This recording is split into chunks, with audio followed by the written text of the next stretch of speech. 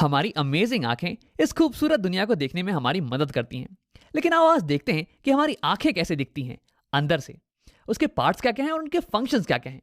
तो अगर मैं इस चेहरे को छुपा दूं तो तुम्हें आंख कुछ ऐसी दिखने वाली है, एक बॉल के शेप में, और इसे हम बुलाते हैं आई बॉल। अब अगर इसे मैं साइड से देखूं तो मुझे कुछ ऐसा दिखने वाला है आंख। हाँ, ये हो गया बॉल वाला पार्ट, ये हो गया कलर्ड वाला पार्ट, और इसके ऊपर आंख ये थोड़ी उभरी होती है बाहर के साइड में, थोड़ी कॉन्वेक्स शेप की होती है। अब मैंने इसे थोड़ा ट्रांसपेरेंट कर दिया है ताकि हमें इसके अंदर की चीजें दिख सकें। अब हम बात करते हैं इस कलर्ड वाले पोर्शन के बारे में। तो इसे हम बुलाते हैं आइरिस। तो जब भी तुम किसी की आंख के कलर के बारे में बात कर रहे हो ना, तो असल में तुम उसके आइरिस के कलर के बारे में बात कर रहे हो। अब अलग अलग लोगों की आइरिस की कलर अलग अलग होती है। अब ऐसा क्यों होता है यार? तो देखो, जब भी हमारी आंखों पे लाइट पड़ रही होती है, व्हाइट लाइट, तो ये जो आइरिस है ना, इसके अंदर एक पिगमेंट होता है जो कि लाइट की एक पर्टिकुलर कलर को रिफ्लेक्ट करता है। अब इस आइरिस का पिगमेंट ये ग्रीन कलर की लाइट को रिफ्लेक्ट करने वाला है, और इसलिए हमें ये आइरिस ये ग्रीन कलर की दिखती है। अब अलग अलग लोगों की आइरिस में जो पिगमेंट होता है ना, वो अलग अलग कलर की लाइट को रिफ्लेक्ट करता है। जैसे कि यहाँ देखो, मेरे दोस्त की आइरिस ये ब्राउन कलर की है, और ऐसा इसलिए क्योंकि इसकी आइरिस का पिगमेंट ये ब्राउन कलर को रिफ्लेक्ट कर रहा है, और इसलिए हमें ये ब्राउन कलर की दिख रही है। अब इस आइरिस के बीच में तुम्हें एक ब्लैक कलर का स्पॉट दिख रहा होगा। अब सभी की आंखों में ये स्पॉट ये कॉमन होता है, तो इसे हम बुलाते हैं प्यूपिल। आओ उसे लिख लेते हैं। और ये एक छेद है, ये एक होल है जिसके थ्रू लाइट एंटर कर सकती है हमारी आंखों के अंदर। देखो, जो भी लाइट रेस आइरिस पे पड़ रही थी ना, वो या तो रिफ्लेक्ट हो जाएंगी या तो अब्जॉर्ब हो जाएंगी। लेकिन जो लाइट रेस इस ब्लैक स्पॉट पे, इस छेद पे पड़ेंगी ना, वो अंदर चली जाएंगी, कुछ ऐसे। और फिर ये अंदर जाके हमारी आंखों के अंदर इमेज बनाने वाली है बाहर की चीजों की, और इसी की मदद से हम बाहर की चीजों को देख पाते हैं। अब देखो, आइरिस का एक और इंपॉर्टेंट काम है कि वो इस छेद की साइज को कंट्रोल करता है, इस प्यूपिल की साइज को कंट्रोल करता है। देखो, जब बाहर दिन का टाइम हो रहा हो, दोपहर का टाइम मान लो, तो बहुत रोशनी होने वाली है, तो उस टाइम बहुत ही लाइट रेस तुम्हारी आंखों के ऊपर पड़ने वाले हैं। अब अगर बहुत सारी लाइट रेस तुम्हारी आंखों के अंदर एंटर कर गए, तो वो आंखों के सेल्स को बर्न कर सकते हैं, उन्हें डैमेज पहुंचा सकते हैं। तो इससे बचाने के लिए आइरिस दिन के टाइम ये प्यूपिल को छोटा कर देता है, कुछ ऐसे, ताकि कम लाइट रेस हमारी आंखों के अंदर जाएं और फिर भी हम अच्छे से देख पाएं बाहर की चीजों को। लेकिन शाम के समय जब बाहर की रोशनी बहुत ही कम हो, तब तो हमें ज्यादा रोशनी चाहिए होती है बाहर की चीजों को देखने के लिए। तो उस टाइम आइरिस इस छेद को, इस प्यूपिल को बड़ा कर देता है, कुछ ऐसे, ताकि अब ज्यादा लाइट रेस हमारी आंखों के अंदर जाएं और हम बाहर की चीजों को क्लियरली देख पाएं। तो यानी कि हमारी आइरिस ये खिड़की पे लगे हुए पर्दे की तरह काम करती है। जब बाहर दोपहर का समय हो तो तुम पर्दे को ऑलमोस्ट पूरा क्लोज कर देते हो ताकि बहुत ही कम लाइट रेस अंदर आ पाए, और जब शाम का समय हो तो तुम पर्दे को ऑलमोस्ट पूरा खोल देते हो ताकि ज्यादा रोशनी अंदर आ पाए और तुम चीजों को देख पाओ। अब देखो, यही एक्सपेरिमेंट तुम खुद घर पे भी कर सकते हो। एक डार्क रूम में जाना और फिर शीशे के सामने खड़े होकर अपने प्यूपिल को देखना। देखो, इस समय तुम्हारी प्यूपिल ये बहुत ही बड़ी होगी, लेकिन जैसे ही तुम लाइट को ऑन करोगे ना, तो वैसे ही तुम्हारी प्यूपिल ये छोटी होती चली जाएगी। अब आओ बात करते हैं आई के कुछ और पार्ट्स के बारे में। उसके लिए मैं इस आइरिस को यहाँ पे छुपा देता हूँ। मैंने यहाँ पे आइरिस का क्रॉस सेक्शन बना दिया है। ये ग्रीन वाला पार्ट ये हो गया आइरिस, और ये बीच में जो होल है ये हो गया प्यूपिल। लाइट इसके थ्रू एंटर करेगी और फिर ये मिलने वाली है इस कॉन्वेक्स शेप के लेंस से। ये हो गया हमारी आंखों का लेंस, आई लेंस। देखो, इसका काम है कि इनकमिंग लाइट रेस को फोकस कर देता है इस पीछे वाली सरफेस पे, और फिर यहाँ पे एक क्लियर इमेज बन जाती है। अब देखो, ये बल्ज्ड पोर्शन है, उभरा हुआ पोर्शन, इसे हम बुलाते हैं कॉर्निया। इसे हम बुलाते हैं कॉर्निया। लाइट रे जब हमारी आंखों पे पड़ती हैं तो सबसे पहले ये कॉर्निया से ही मिलती हैं, उसके बाद ही अंदर जाती हैं।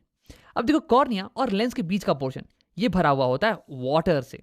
वैसे 99.9% वाटर होता है, 0.1% कुछ विटामिन और प्रोटीन्स वगैरह होते हैं, और इस पोर्शन को हम बुलाते हैं एक्वस ह्यूमर।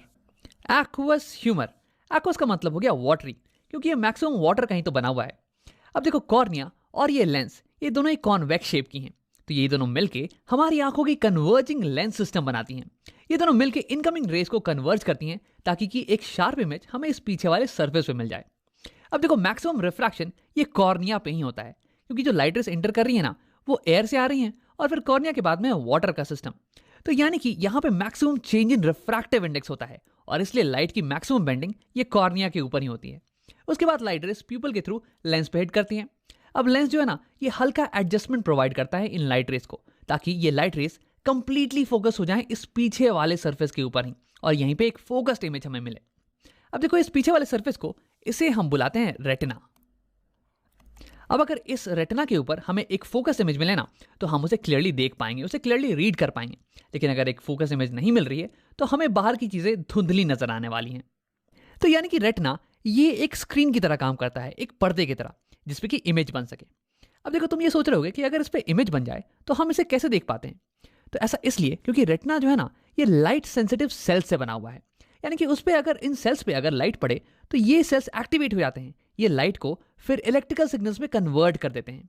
और फिर यहाँ पे क्या होता है, रेटिना पे कुछ नर्व्स होती हैं, ऑप्टिक नर्व्स, जो कि इन सिग्नल्स को, इलेक्ट्रिकल सिग्नल्स को ले जाती हैं हमारे ब्रेन के पास।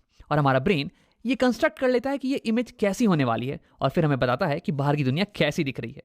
तो इन नर्व्स को हम बुलाते हैं ऑप्टिक नर्व्स। आओ लिख लेते हैं यहाँ पे। अब देखो, रेटिना और लेंस के बीच का जो पोर्शन है ये भरा हुआ होता है एक जेली लाइक मटेरियल से। इसे हम बुलाते हैं विट्रस ह्यूमर। विट्रस का मतलब हो गया ग्लासी। अब ये ग्लास की तरह कठोर तो नहीं, बल्कि ग्लास की तरह ट्रांसपेरेंट जरूर है, ताकि लाइट इससे पास कर सके। अब देखो, इसका फंक्शन ये होता है कि ये हमारी आई बॉल को सपोर्ट प्रोवाइड करे। अब अगर विट्रस ह्यूमर नहीं होता तो आई बॉल ये स्फेरिकल तो नहीं रह पाती, ये तो पिचक जाती ना।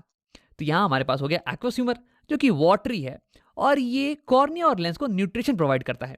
और यहाँ पे विट्रस ह्यूमर ये जेली लाइक है, और ये हमारे आई बॉल को सपोर्ट प्रोवाइड करता है।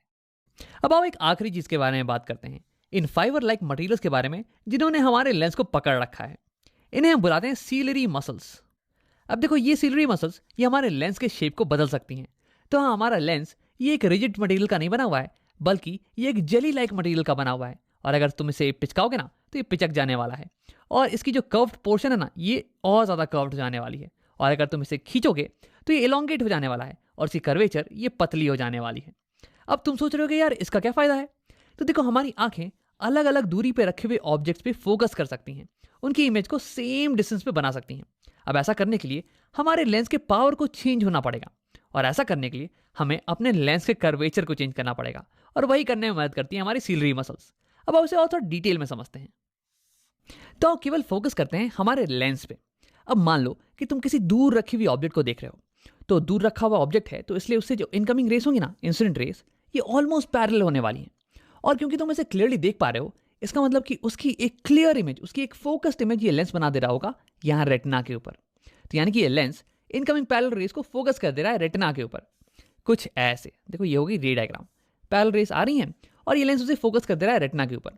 अब देखो, इस केस में लेंस इनकमिंग रेस को बहुत ही हल्का रिफ्रैक्ट कर रहा है, बहुत ही हल्का बेंड कर रहा है, कुछ 10 डिग्री का एंगल मान लो। यानी कि इस केस में required power of the lens ये थोड़ी कम होने वाली है। लेकिन अब अगर ऑब्जेक्ट ये तुम्हारी आंखों के पास आ जाए, कहीं यहाँ पे, तो देखो इस केस में जो रेस आ रही होंगी ना तुम्हारी आंखों पे, ये तो डाइवर्जेंट रेस होने वाली हैं यार, ये तो पैरेलल नहीं होने वाली हैं।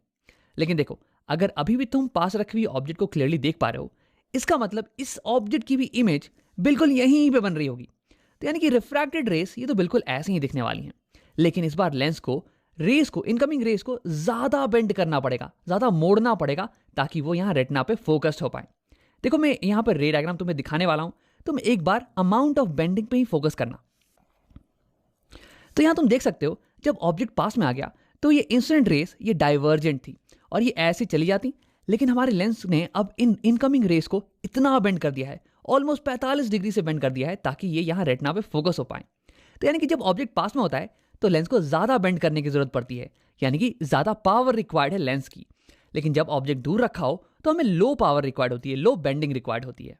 तो देखो कैसे अलग अलग दूरी पे रखे हुए ऑब्जेक्ट्स पे फोकस करने के लिए हमें अलग अलग पावर की लेंस की रिक्वायरमेंट होती है। अब देखो यार, हमारी आंखों में लेंस तो एक ही है, हम लेंस को तो बदल नहीं सकते हैं।